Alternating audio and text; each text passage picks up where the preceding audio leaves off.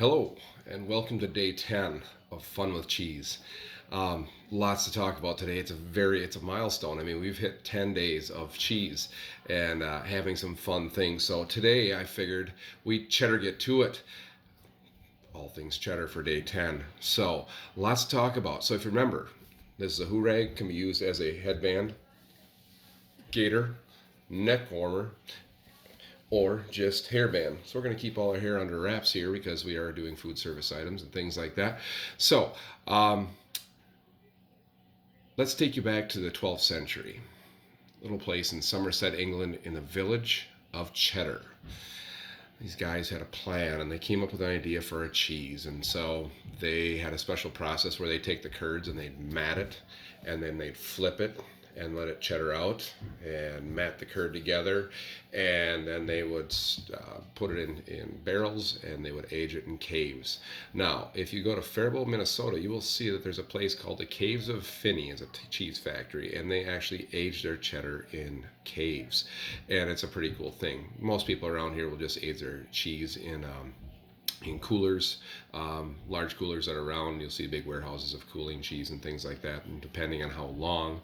And you'll notice that mild cheddar has a very cheaper price than, say, an aged cheese, but there's a lot of cooling that goes along with that. So there was the village of Cheddar decided they weren't going to put a claim to fame on it, so they weren't going to put a naming right on it like the Emmentaler cheese. Remember we talked about Emmentaler, Swiss Emmentaler, and so if you really want to call it Swiss Emmentaler, it has to come from the Isle of Swiss and fall under all their jurisdictions. Cheddar never did that, so anybody can use the Cheddar name and make it according to the flavor profile. Fun fact about Cheddar, our friend Cheddar here. Henry II, the British King, Henry II, bought 10,000 pounds in the year 1107. Now imagine that, having to move 10,000 pounds of cheese. That's 100,000 pounds of milk used to make 10,000 pounds of cheese. Moved 10,000 pounds of cheese to his to his castle and used it for celebrations. And from there on out, it continued to serve for years. And his son then took over and said it was the official cheese of Britain, blah, blah, blah. But it's cheddar. Everybody knows it's awesome. So here's the deal. As a consumer, I need to show you what the deal is with cheddar, because I have lots of cheddars, and the only cheddar I really don't have is a white cheddar. And so generally we put a coloring agent in cheese called annatto. And if we're going to age it for a longer period of time, we might put in not put in the color. Natural color cheese is white. Here's another little fun fact for you. This is from annatto. The annatto bean grows in South America. They collect the bean, they add this natural coloring agent, which is a dark red because it's so very concentrated. Add that to the vat, this giving us the color of cheese. So we can have white cheese, nothing wrong with that. We can have yellow cheese, but the natural color is white. Cheddar is a cow's milk. But in order to understand what happens to the cheddar from when it's very young to when it gets very old, I'm going to use some graphs. And seeing as we're in a digital age and I don't know how to use and incorporate these things into my YouTubes, I decided to show you this, and I really should have printed it backward. But I'll lay this out here. So flavor is over here, time is over here. When a cheddar cheese is made, it has a very mild flavor. We'll call it mild, okay? And so as time goes on, the sharpness of that flavor profile, or the acidity as we'll call it, goes up. And so the oldest cheese I've heard of was over in a cheese factory north of Appleton in Mishicot area. Cheese factory closed down. They found a block of cheese sitting in the corner. It was 40 years old. They sold it by the ounce. By the ounce. Like it was a drug or something. Well, cheddar can be kind of a drug. But people sold it for about $16 an ounce.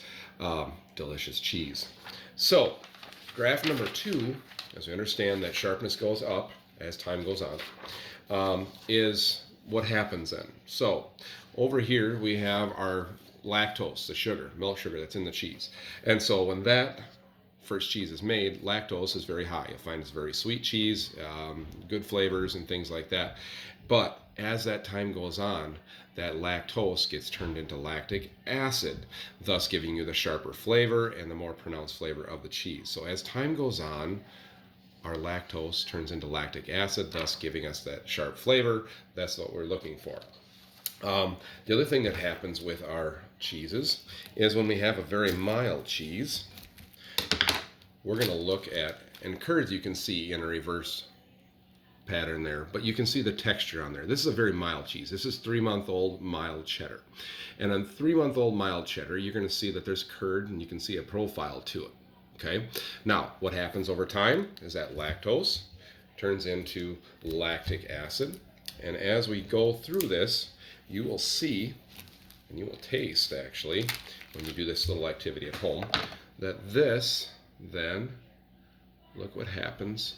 So this is 6 months old. Okay, you can see that our curds have pretty much gone away, and this is all melded, and this has become a lot more solid. We've gotten rid of our moisture in there. Hold on, we got to take the pizza out. Now, when we get to 1 year, okay, we're talking 1 year. This is a wheel of cheese. What are the holes in here from? Hold on, the timer's going off. What are the holes from? This is World Cheese Championship cheese. They use this for sampling of the cheese. They put a whole hole in there, pull out the knife. There you go. So, as I go, now, this guy here, you'll notice, has become broken apart and very fine granules in there. And it's going to be very smooth. If you take an aged cheddar and you put it in your mouth, you'll feel that it'll like almost be a paste in the back of your tongue. So I don't want to open this guy, but this is a 6-year cheddar. Now remember I talked about milk going into its milk step into immortality was cheese. This was made in 2014, before Christian Yelich was in the Major League Baseball, Mr. Deach. Okay, maybe I'm wrong, but 6 years ago, that was a long time ago. Around here, you can get 13-year cheddar. For my 7th graders in my class, I tell them it was made before they were in diapers. But this is from Maple Grove, special cheese. I don't get this every year from, this is a special reserve. But you can see how this actually like broke apart, and then when it's sealed, came back together. I'm not opening it. I will not open it. I'm saving this for day 20 or day 25 because it's a special day. But remember what happens. Less lactic acid, or less lactose, more lactic acid. This thing is going to fall apart and be almost like a paste at room temperature. It's delish. So, anyways, that's our talk about cheddar today. Natural color, not yellow. They added natto to it. Natural coloring, no artificial, no red number 5. This is natural stuff. They've been using it for years.